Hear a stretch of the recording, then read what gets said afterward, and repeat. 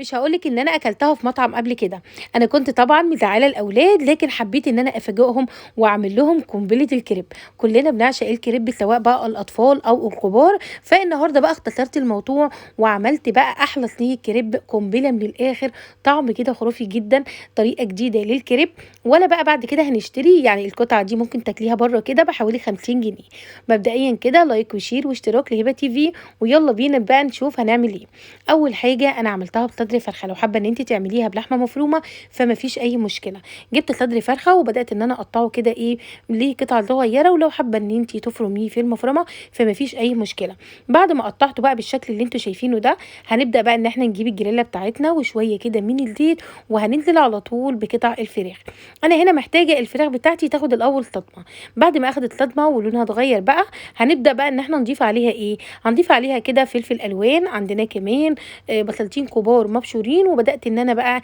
أقلّبهم كويس جدًا. هنبدأ بقى إن إحنا نضيف عليها التوابل بتاعتنا، عندنا هنا معلقة من ال7 بهارات، عندنا معلقة من الملح، ضيفي عليهم كمان معلقة من البابريكا، ومعلقة من بهارات الكاجون، أنا اكتفيت بالبهارات دي. هنبدأ نقلّبها كده لحد ما نتأكد إن المَيّة نشفت منها تمامًا، أو السائل بتاعها نشف منه تمامًا، كده الفراخ بتاعتي بقت جاهزة، وكمان اللون والطعم كده خرافي جدًا، والطعم كمان حلو أوي. نبدأ بقى إن إحنا نضيفها كده في بولة نضيفة، وهنبدأ نسيبها تبرد تمامًا لحد ما نجهّز بقى مع بعض طريقة الكريب.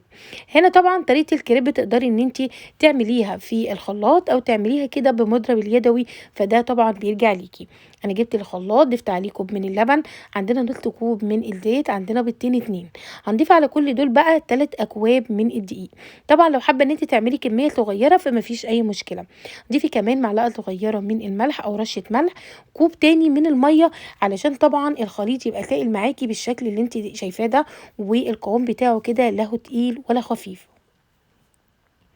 هنا بقى جبت الخليط بتاعي وبدأت إن أنا بقى أصُبّه في القالب اللي أنا هاشتغل بيه، شايفين القوام ما شاء الله حلو قد إيه، سيبيه بقى يرتاح في التلاجة لمدة 10 دقايق، بعد كده بنجيب الصينية بتاعتنا أو الجريلا وندهنها كده دهنة خفيفة، وناخد كده حوالي فنجان من الشاي من الخليط اللي إحنا عملناه، هنحطه في الجريلا ونسيبه كده 5 دقايق، أول ما ياخد اللون اللي أنتم شايفينه ده نبدأ إن إحنا نقلبها للجنب التاني، طبعًا إحنا هنكرر العملية دي لحد ما نخلّص كل كمية الكريب اللي إحنا محتاجينها، نجيب شوية من الزيت دهنة من الزيت بسيطة، وبعد كده شوية من الخليط، وهكذا لحد ما نخلّص الكمية كلها. ما شاء الله الكريب طلع حلو جدًا، والقوام بتاعه مضبوط، جربوه بقى بالطريقة أو بالتكات اللي أنا باعملها، وهيطلع معاكم حلو أوي. شايفين الله أكبر كل العيش بنفس المقاسات كده موحدة، وكمان القوام بتاعه حلو أوي. هنعمل إيه بعد كده؟ هنبدأ بقى إن إحنا نعمل القنبلة بتاعتنا، حلوة القنبلة دي بجد طعمها حلو جدًا، وأتمنى إن شاء الله بإذن الله اللي لسه ما عملش اشتراك يعمل اشتراك، ويعمل كمان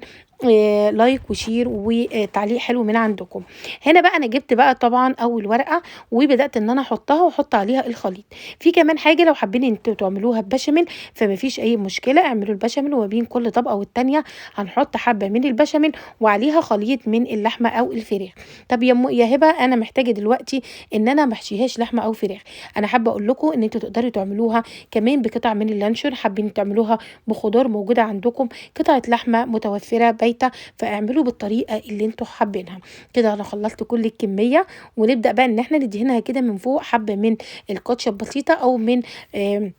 الصلصة لو موجودة عندكم، وشوية كده من الجبن الموتزاريلا على الوش، كده القنبلة بتاعتي بقت جاهزة، هندخلها بقى الفرن ونسيبها كده حوالي 15 دقيقة. طبعًا أنا مولعة الفرن مسبقًا قبل ما أبدأ في الخطوات كده، وسبتها كده متولعة من فوق ومن تحت على درجة حرارة 180، دخلتها الفرن لمدة 15 دقيقة وطلعت بقى بالجمال اللي أنتم شايفينه ده. حقيقي الكمية هنا تحفة جدًا، ما أخدتش مني وقت كتير، كمان التكلفة ما كلفتنيش كتير، ولو أنتِ في أي مطعم وحابة إن أنتِ تطلبي قطعة كريب بالشكل ده، فأقل حاجة هتطلبيها ب50 جنيه، تتخيلوا لما أنتم تعملوا الكمية دي بأقل من كده، وكمان تفرحي أولادك. الطعم هنا كان مختلف، وحقيقي الطريقة عجبتني جدًا، والأولاد بقى كل يوم والتاني عايزين يا ماما قنبلة الكريب. فإن شاء الله بقى لايك وشير، وتكتبوا لي في التعليقات إذا عجبكم الطريقة، ما تنساش تكتبوا لي كلمة حلوة من عندكم. باحبكم في الله وفي رعاية الله، وأشوفكم بقى في حلقة جديدة وفيديو جديد من حلقات هبة TV.